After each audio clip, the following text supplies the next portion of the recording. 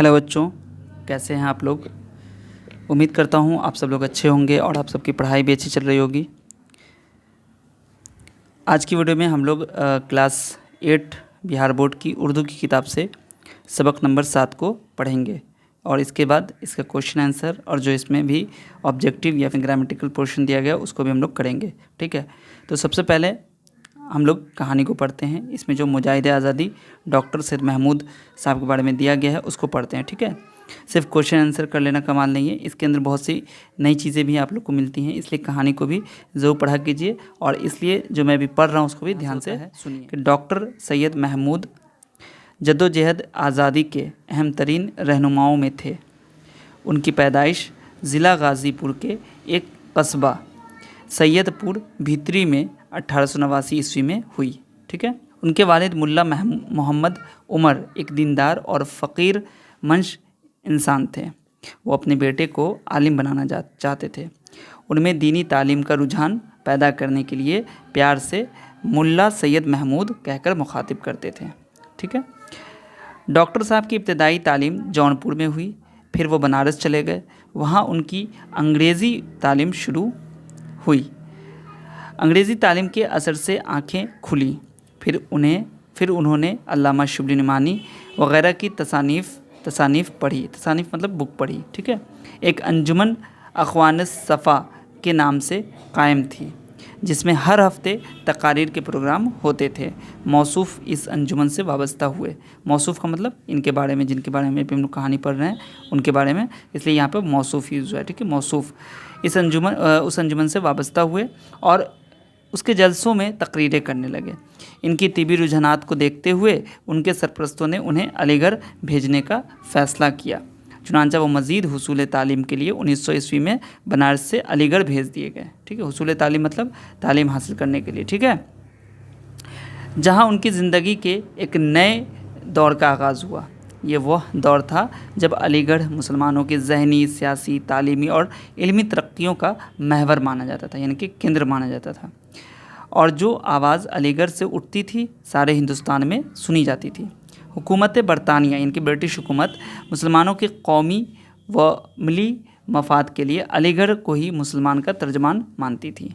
ठीक है, हालांकि सैयद महमूद में ज़हनी बेदारी बनारस ही के मुख्तसर क़याम में हो चुकी थी, मगर उनकी तहकीकी नशनुमा अलीगढ़ में हुई। ठीक है, यह वह ज़माना था जब मुसलमानों में एक आज़ाद ख़याल तबका पैदा हो रहा था। अलीगढ़ कॉलेज में तलबा का एक ग्रुप ऐसा था जो अंग्रेज़ प्रोफेसरों का हामी था, यानी कि उनका एक तरह से कहिए कि फॉलोअर था या उनका तरफदार था, और उनकी पॉलिसियों और तौर तरीक़ों को अलीगढ़ में नाफिज करने के लिए आलाकार बना हुआ था। इस पस्त जहनीत के ख़िलाफ़ डॉक्टर महमूद ने सबसे पहले आवाज़ बुलंद की। ठीक है, और अब्दुल रहमान बिजनौरी, तस्दीक़ अहमद ख़ान शिरवानी, अब्दुल मजीद बैरिस्टर, काजी तलमज़ हुसैन के साथ मिलकर एक खुफिया सोसाइटी की बुनियाद डाली। ठीक है, इस सोसाइटी में मज़ामीन पढ़े जाते, मुबाहिसे होते कि अंग्रेज़ी ताकत को कैसे ख़त्म किया जाए। इस तरह कॉलेज के अंग्रेज़ कौम और अंग्रेज़ी हुकूमत और कॉलेज के अंग्रेज़ स्टाफ के ख़िलाफ़ जो आग अंदर अंदर सुलग रही थी वह तेज़ हो गई। तलबा और अंग्रेज़ स्टाफ के दरमियान एक खलीज पैदा होने लगी, यानी कि एक खाई पैदा होने लगी, और अंदर अंदर ही सुलग रही आग एक दिन शोलों के रूप में बाहर आ गई। चुनांचा 1907 ईस्वी में कॉलेज में हड़ताल का वो मशहूर वाक़या पेश आया जिसने सारे हिंदुस्तान को अलीगढ़ की तरफ मुतवज्जह कर दिया। ठीक है, इस वाक़े से क्या हुआ, पूरा हिंदुस्तान जो है वो अलीगढ़ की तरफ मुतवज्जह हो गया। हड़ताल कराने सज़ा भुगतने और माफ़ किए जाने गर्ज़ ये कि उसकी हर मंजिल में सैयद महमूद यूरोप पहुँचे और अंग्रेज़ों के वतन में 3 साल क़याम किया। ठीक है, फिर जर्मनी आए, कैम्ब्रिज गए और बैरिस्ट्री की डिग्री हासिल की। फिर जर्मनी से पीएचडी मुकम्मल किया। हिंदुस्तान की तारीख़ उनका ख़ास मौजू थी, यानी कि हिंदुस्तान का जो इतिहास था उनका सब्जेक्ट क्या था, हिंदुस्तान की हिस्ट्री, हिंदुस्तान की तारीख़। ठीक है, और इस पर वो आलिमाना निगाह रखते थे। वह हिंदुस्तान से अंग्रेज़ दुश्मन बनकर गए थे और उन्हें उस कौम की खूबियों का भी पता चला। ज़माने क़याम में वो सियासत में भी नुमायाँ हिस्सा लेते रहे और वहाँ जवानी के जोश में कुछ दिनों रिवॉल्यूशन यानी कि इनकलाबी सोसाइटी से भी वाबस्ता रहे, यानी कि जुड़े रहे। लेकिन जब बाद में उसकी पॉलिसी का अंदाज़ा हुआ तो उससे अलहदा हो गए। ठीक है, अब आगे आते हैं। डॉक्टर साहब 1913 में वतन वापस आए और 1915 ईस्वी से नामवर बैरिस्टर मौलाना मजहरुल हक साहब की रहनुमाई में पटना हाई कोर्ट में वकालत शुरू की। डॉक्टर सैयद महमूद एक होनहार और कामयाब वकील साबित हुए। मौलाना मजहरुल हक उनकी ज़हानत और बसीरत से इस कदर मुतासिर हुए कि सीनियर और जूनियर के ताल्लुक़ को रिश्तेदारी में तब्दील कर दिया। उन्होंने अपनी भांजी रफ़ीक़तुल फ़ातिमा से डॉक्टर सैयद महमूद की शादी कर दी जो डॉक्टर साहब की इनकलाबी और सियासी ज़िंदगी की सफ़र में सच्ची हमसफ़र साबित हुई। ठीक है, अगली लाइन है, वो सियासत में भी हिस्सा लेते रहे। इसी दौर में वो ऑल इंडिया कांग्रेस कमेटी के मेंबर हुए। 1921 ईस्वी तक वो पटना हाईकोर्ट के मुमताज़ बैरिस्टरों और सूबे बिहार के मुदब्बिर रहनुमाओं की सफ़े अव्वल में शुमार किए जाने लगे। उन्होंने खिलाफत तहरीक में भी हिस्सा लिया। 1921 ईस्वी में मरकज़ी खिलाफत कमेटी के जनरल सेक्रेटरी मुंतखब किए गए। इसके बाद 1923 में पंडित जवाहरलाल नेहरू के साथ ऑल इंडिया कांग्रेस कमेटी के जनरल सेक्रेटरी के अहम तरीन ओहदे पर सरफराज किए गए। उन्होंने मुल्क व कौम के लिए गैर मामूली खिदमत अंजाम दी। ठीक है, कैदो बंद की सऊबतें झेली, यानी कि मुश्किलें झेली, और ईसार कुर्बानी के अनमिट नक्कुश कायम किए। ठीक है, यानी कि जो कभी मिट नहीं सकता है। 1926 में दोबारा जनरल सेक्रेटरी बनाए गए और 7 बरस तक ऑल इंडिया कांग्रेस कमेटी के ओहदे पर सरफराज रहे। इस दौर में उन्होंने मुल्क के तूलो अर्ज़ का दौरा किया, यानी कि जो लंबाई चौड़ाई इनके पूरे देश में उन्होंने दौरा किया। ठीक है, हज़ाराहा जलसों में पुरजोश तकारीर की, खुसूसन बिहार के चप्पे चप्पे को छान मारा। बहुत से काबिल ज़िक्र जलसों की सदारत की और वर्किंग कमेटी के मेंबर और जनरल सेक्रेटरी की हैसियत से ऐसी लाजवाल खिदमत अंजाम दी जिन्हें फरामोश नहीं किया जा सकता। All India Congress working committee के मेंबर की हैसियत से डॉक्टर साहब की खिदमत मुख्तलिफ़ नौइयत की थीं। एक तरफ तो वो मुल्क कौम की बुनियादी खिदमत में दिगर अकाबरीन के रफ़ीक़ार थे। दिगर अकाबरीन का मतलब कि जो बड़े बड़े लोग थे उस समय के, उसके रफ़ीक़ार थे, मतलब काम आने वाले दोस्त थे। तो दूसरी तरफ मुसलमानान हिंद के मफाद की निगरानी ज़िम्मेदाराना तरीके से अंजाम देते थे। 1935 ईस्वी की इस्तिलाहात के नफाद के बाद जब असम्बली के लिए इलेक्शन का दौर आया और कांग्रेस ने इंतखाबात में अमली हिस्सा लेने का फ़ैसला किया तो डॉक्टर साहब का 2 हलकों से खड़े हुए और दोनों हलकों से कामयाब होकर असम्बली में आए। जब बिहार में वजारत की तरतीब होने लगी और कांग्रेस के ओहदे कबूल करने का फ़ैसला किया तो उस वक्त आवाम के जहनों खुसूसन अक़लियती तबके के जहन में ये बात थी कि राजेंद्र प्रसाद के बाद कांग्रेसी हलके में सबसे मुमताज़ और जिनकी शख्सियत सबसे ज़्यादा काबिल तरजीह हो सकती है वो डॉक्टर महमूद की ज़ात है। ठीक है, और ऑल इंडिया कांग्रेस कमेटी के जनरल सेक्रेटरी का एजाज़ इस अम्र के लिए काफ़ी था कि वजारत उज़्मा का कलमदान डॉक्टर साहब के लिए होगा, लेकिन ऐसा नहीं हुआ और वजारत तालीम, सनत और वहरफत, क़यादत और ज़राअत के लिए महकमों का कलमदान उनको दिया गया। ठीक है, उन्होंने शोबे तालीम में प्राइमरी तालीम, ये सब मिनिस्ट्री का नाम है। ठीक है, मिनिस्ट्री का नाम है, मिनिस्ट्री हो गया, मिनिस्ट्री ऑफ इंडस्ट्री हो गया, एग्रीकल्चर हो गया, एजुकेशन हो गया। ठीक है, अभी आगे आपको बताएंगे हम कि उनको जो है यहाँ पर कौन कौन से मंत्रालय दिए गए थे। उन्होंने शोबे तालीम में प्राइमरी तालीम पर ख़ास तवज्जो दी। इसकी तरक्की के लिए स्कीमें मुरतब की, स्कीमों के ज़रिए उन्हें मुख्तलिफ़ शहरों में फैलाया। उसके बाद अशात तालीम के सिलसिले में उन्होंने बिहार के ज़रिए दूसरे सूबों की रहनुमाई की, जिससे नाख्वानदा अफराद ने फैज़ हासिल किया। उस वक्त पटना यूनिवर्सिटी में उर्दू का मसला अटका हुआ था, उनकी कोशिशों से उर्दू प्रोफेसरों का तकर्रुर अमल में आया। उन्होंने अपने मातहत शोबों की तरक्की देने के अलावा मुसलमानों के दीगर मसाइल भी देखे, जिनमें मुसलमानों के लिए हक़ के तनासुब और लोकल बॉडीज़ में मुसलमानों की क़यादत के मसले ख़ास तौर पर अहमियत के हामिल हैं। डॉक्टर सैयद महमूद की इन सिफ़ात के साथ साथ उनकी अमली रुझानात भी उनकी ज़िंदगी के मुख्तलिफ़ अदवार में ज़ाहिर होते रहे। अदवार का मतलब दौर की जमा होती है, ठीक है, मुख्तलिफ़ अदवार में ज़ाहिर होते रहे। वह हिंदुस्तान की तारीख़ पर गहरी निगाह रखते थे और अंग्रेज़ी रसायल में अक्सर व बेशतर मज़ामीन लिखा करते थे, ठीक है। उन्होंने किताबें भी लिखी। उनकी तसानीफ़ में उनका मशहूर रसाला खिलाफत और हिंदुस्तान, जिसका अंग्रेज़ी तर्जुमा भी कसीर तादाद में शाया हुआ और पसंद किया गया, ठीक है। दीवान गालिब के बदायूं एडिशन में को उन्होंने ही मुरत्तब किया था और गालिब के काम पर नए अंदाज में मुकदमा लिखा। इसी तरह मुख्तलिफ़ मतबूआत पर वक्तन फ़ौक़तन मुकदमा और दिबाचे लिखते रहे और बहुत सी नामुकम्मल तसानीफ़ और मज़ामिन के इंतकाल के बाद मिले। मतलब यहाँ पे कह रहा है कि उन्होंने बहुत सारी किताबें भी लिखी हैं, ठीक है। यहाँ पर 2 लफ्ज़ आए हैं, मुकदमा और दिबाचा, ठीक है। तो मुकदमा क्या होता है, कोई भी स्टोरी जब हम लिखते हैं तो उससे पहले उसकी शॉर्ट जो डिटेलिंग होती है, यानी कि उसको उस स्टोरी को अच्छे से समझा जा सके, उसके लिए जो छोटी सी समरी लिखते हैं उसकी, ठीक है, ताकि आगे जो भी स्टोरी में जो भी वर्ड लफ्ज़ आए, जो भी वर्ड आए, जो भी यूज़ हो रहा है वो इंसान को समझ में आए, उसको कहते हैं हम लोग मुकदमा। और दिबाचा का मतलब होता है प्रेफेस, मतलब उसके राइटर के बारे में, उस बुक के बारे में, उस चैप्टर के बारे में जो चीज़ लिखी जाती है, ठीक है। डॉक्टर साहब जदीद हिंदुस्तान के मेमारों में शामिल हुए हैं। सूबा बिहार के लिए ये बड़े फ़ख्र की बात रही है कि वो इस सूबे से हमेशा वाबस्ता रहे और यहाँ के लिए उन्होंने जो काबिल क़द्र खिदमात अंजाम दी हैं उन्हें कभी फरामोश नहीं किया जा सकता। उनका इंतकाल 28 सितंबर 1971 ईस्वी को हुआ। उनकी तदफीन मौलाना आज़ाद मेडिकल कॉलेज कब्रिस्तान महिंदियान दिल्ली में है हुई, ठीक है। डॉक्टर सैयद महमूद के खानवादे में 3 बेटे और 3 बेटियां थी।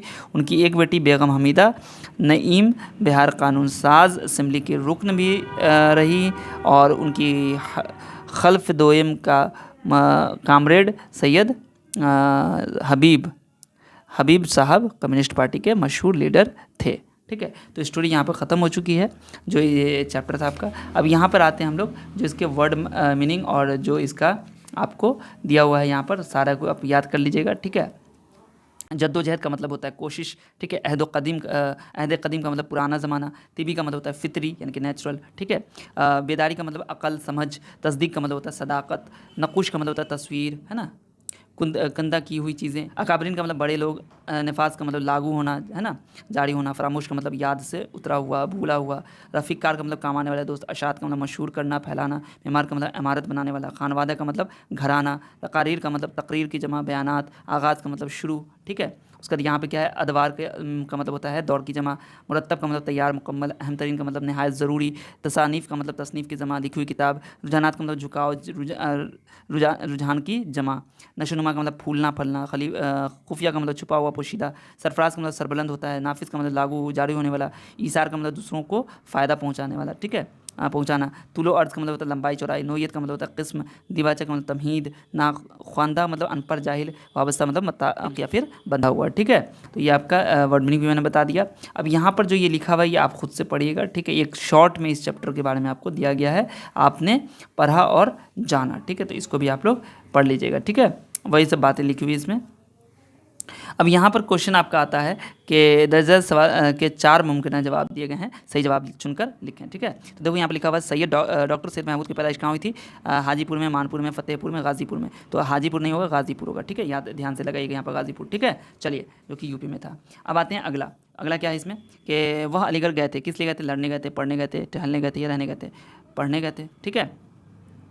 उसके बाद क्या है, जर्मनी से डॉक्टरेट की सनद हासिल करने के बाद पटना में उन्होंने क्या की? वकालत शुरू की थी, है ना, वकालत शुरू कर दी थी। उसके बाद उनकी वफ़ात कब हुई थी? 1971 ईस्वी में हुई थी, ठीक है। उसके बाद इल्म जानने वाले को कहते हैं आलिम, ठीक है। ख़बर की जमा क्या होगी? अखबार होगी, ठीक है। तो अखबार लिख लीजिएगा। उसके बाद यहाँ पर कहता है अपने दर्ज में दिए गए लफ्ज़ों के मानी बताए। लफ्ज़ मानी यहाँ पर पीछे दिया गया, आप इसमें से देख के इसको भर लीजिएगा। कुछ कुछ आपको नहीं दिया हुआ है, ठीक है, तो जो मैं आपको बता देता हूँ यहाँ पर, जैसे कि लाजवाल का मतलब क्या हो जाएगा? लाजवाल का मतलब होगा कि जो कभी ख़त्म नहीं हो, ठीक है, कोई भी चीज़ ऐसी जो कभी ख़त्म नहीं हो, अमर हो, अडिग हो, उसको लाजवाल कहते हैं, जिसका जवाल नहीं हो, ठीक है। और एक है आपका हामिल। हामिल का मतलब होता है कोई चीज़ या सिफत रखने वाला, ठीक है। तो ये दो लफ्ज़ आपको शायद इसमें नहीं मिलेगा, मैंने बता दिया है, आप उसको नोट कर लीजिएगा पीछे रिवाइंड करके, और बाकी को यहाँ पर से आप देख के लिख सकते हैं, ठीक है। उसके बाद अब रही क्वेश्चन आंसर की बात, तो क्वेश्चन आंसर आपको मैं यहाँ पर करके दिखाता हूँ, फर्स्ट से लेकर जो इसका 7 क्वेश्चन है सभी को, ठीक है। देखो पहला क्वेश्चन है कि डॉक्टर सैयद महमूद की पैदाइश कब और कहाँ हुई? डॉक्टर सैयद महमूद की पैदाइश 1889 ईस्वी में गाजीपुर यूपी के एक कस्बा सैयदपुर बितरी में हुई। ये तो मैंने बता दिया था आपको। अंग्रेज़ी तालीम का उन पर क्या असर हुआ? तो यहाँ पर लिखिए अंग्रेज़ी तालीम के असर से उनकी आंखें खुली और हुब्बुल वतनी का जज्बा मिला। उनकी ज़िंदगी के नए दौर का आगाज़ कहाँ से हुआ?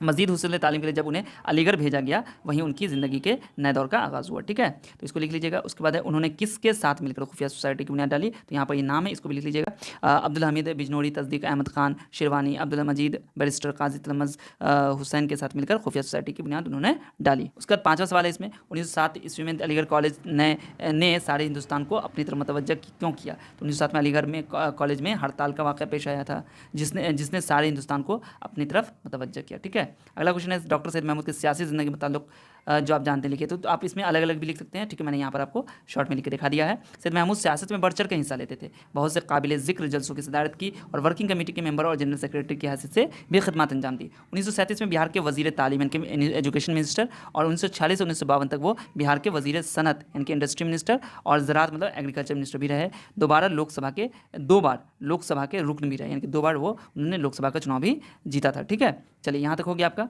उसका अगला क्वेश्चन है डॉक्टर सैयद महमूद हिंदुस्तान की मेमोरी में शामिल थे कैसे? ठीक है, तो इसका आंसर क्या लिखिएगा? देखिए इसका आंसर लिख लीजिएगा। डॉक्टर सैयद महमूद 1921 तक सुबह बिहार के मुदब्बिर रहनुमाओं के सफ़ अव्वल में शुमार किए जाने लगे। उन्होंने कई सारी तहरीक में हिस्सा लिया, क़ैद बंद की सोबतें झेली, मुआशरे में के हर तबके की फलाह व बहबूद के लिए नुमाया किरदार अदा किया। इस तरह हम कह सकते हैं कि डॉक्टर साहब यानी कि डॉक्टर साहब यहाँ पे डॉक्टर सैयद महमूद हो गया, ठीक है। आप लिख सकते हैं डॉक्टर सैयद महमूद हिंदुस्तान के मेमारों में शामिल थे, ठीक है। तो ये आपका जो क्वेश्चन था उसको मैंने 7 क्वेश्चन बता दिया है, आप इसको लिख लीजिए कॉपी में। चलिए अगला क्वेश्चन देखते हैं। यहाँ पर दिया गया है कि हम मानी अल्फाज लिखना है, तो चांद का लिख लेना कमर, ठीक है, चांद का कमर लिख लेना, या फिर महताब लिख लेना, ठीक है। महताब अव्वल का हो गया, पहला सूरज का हो गया, आप शम्स लिख लीजिए, ठीक है, या फिर आफ्ताब भी लिख सकते हैं, ठीक है, दोनों में से कोई एक लिख लीजिए, ठीक है।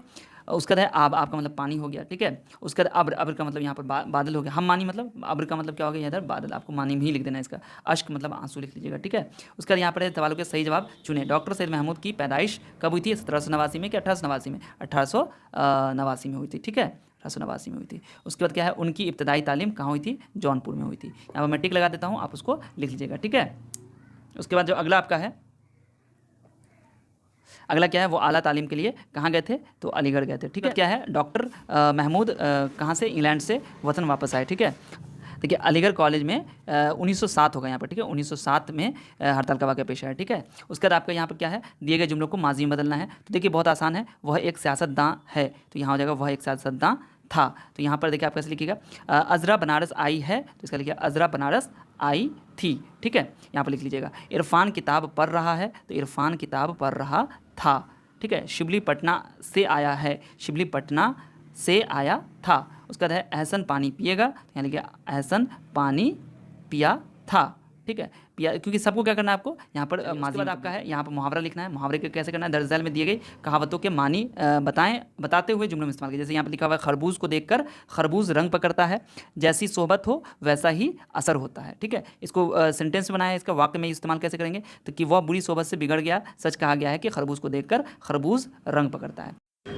राई का पहाड़ बनाना, बात को बढ़ाकर पेश करना। क्यों राई का पहाड़ बना रहे हो? बात इतनी तो नहीं थी। अगला है कौवा चला हंस की चाल, इसका मतलब होगा नकल करने के चक्कर में बेवकूफ़ी करके नुकसान उठाना। इसको जुमले में इस्तेमाल कैसे करेंगे? हामिद ने एक अमीर के जैसी गाड़ी लोन पर ले ली, अब उसे वो नहीं चुका पा रहा है, ये तो वही बात हुई कौवा चला हंस की चाल। माले मुफ्त दिले बेरहम, मुफ्त में मिले पैसों को खर्च करना, कोई रहमदिली न दिखाना। सरकार ने उसे घर बनाने के लिए पैसे दिए थे, लेकिन उसने फजूल कामों में उन पैसों को खर्च कर दिया, ये तो वही बात हो गई माले मुफ्त दिले बेरहम, ठीक है। तो यहाँ पर मैंने अपने हिसाब से सेंटेंस लिख दिया है, आप अपनी मर्ज़ी से कोई भी सेंटेंस लिख सकते हो, जुमले में इस्तेमाल कर सकते हो। तो बच्चों यहाँ पर सारा चीज़ मैंने आपको समझा दिया है, बना दिया मैंने, सबका सॉल्यूशन दे दिया है। इस वीडियो को आप प्लीज़ अपने सभी दोस्तों के साथ शेयर कर दीजिए और जितना ज़्यादा से ज़्यादा वो शेयर कीजिए और लाइक और कमेंट ज़रूर कीजिएगा, ठीक है। चलिए मिलते हैं फिर आपसे अगली वीडियो में, तब तक आप सब अपना ख्याल रखिए। वीडियो देखने के लिए आप सभी का बहुत बहुत शुक्रिया।